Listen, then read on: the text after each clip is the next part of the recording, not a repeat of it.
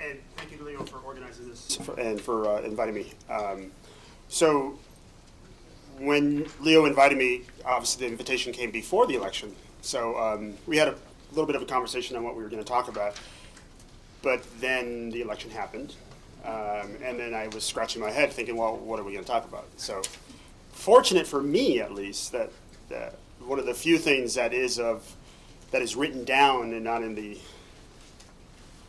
out in the ether insofar as lack of clarity is the choice policies that Trump has talked about and that are still existent in his website, at least for this week. And they haven't changed as far as I know between pre and post election. But as you've all read, the choice policy that has been espoused and it appears to be the central piece of his agenda is the idea of expanding vouchers, and that the Fed level would expand vouchers.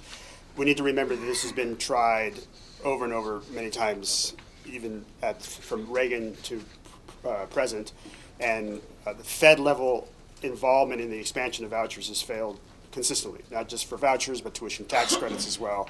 The Fed level's role really in the choice programs has really been more on expanding charter schools and providing funding and so forth.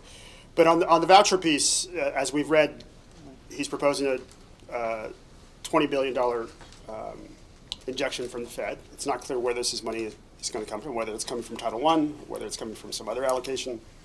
And this sort of matched grant or incentive to try to get states to pitch in another 110 or $100 billion, which would amount, and I haven't done the math, but I'm gonna. This is Trump's math, and that would amount to about $12K per kid of a voucher that would presumably capture all low income or kids in failing schools.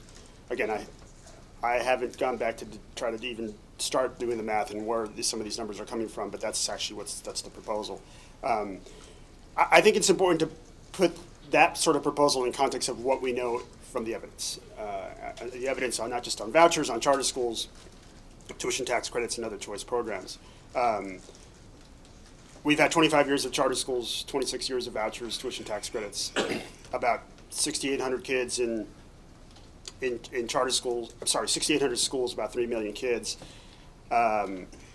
We have about 50 different types of voucher, tuition tax credit, and education savings grants programs currently. About 300K students participating in those. So 25 years and a substantial amount of kids. But the evidence insofar as whether kids in charter schools and or kids in voucher schools are doing better than kids in traditional schools is still fairly mixed. And I think there's some important lessons from the folks who have been doing the research, especially on the voucher side. Lessons that are very specific to the conclusions, and that is that the evidence is not only mixed, but it's quite uneven.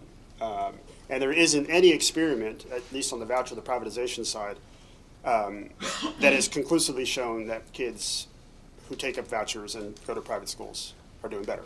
And this is really important to remember because we're going to hear a lot. We're going to hear a lot about the so-called gold standard research, I think, in the next few months. Let's not confuse gold standard with, somehow equating that with fact insofar as evidence that kids have taken up vouchers are doing better. The very researchers of some of these so-called gold standard research studies have themselves concluded and have warned about the implications of using some of their conclusions to draw policy from, because they are so uneven. And I can go into more detail if you like, but I want to be brief on my opening statement. On the charter school side, we've seen a little bit more positive evidence on some charter studies in places like New York and other places. But again, we're talking about 25 years of charter schools with very still weak evidence for the most part. And I think predicating an entire federal agenda on school choice is potentially problematic, because we can probably get more bang for our buck in addressing the needs of our low-income and neediest kids through other programs. And the idea of risking and promoting a program that is grounded on market choice, I think has some pretty profound implications.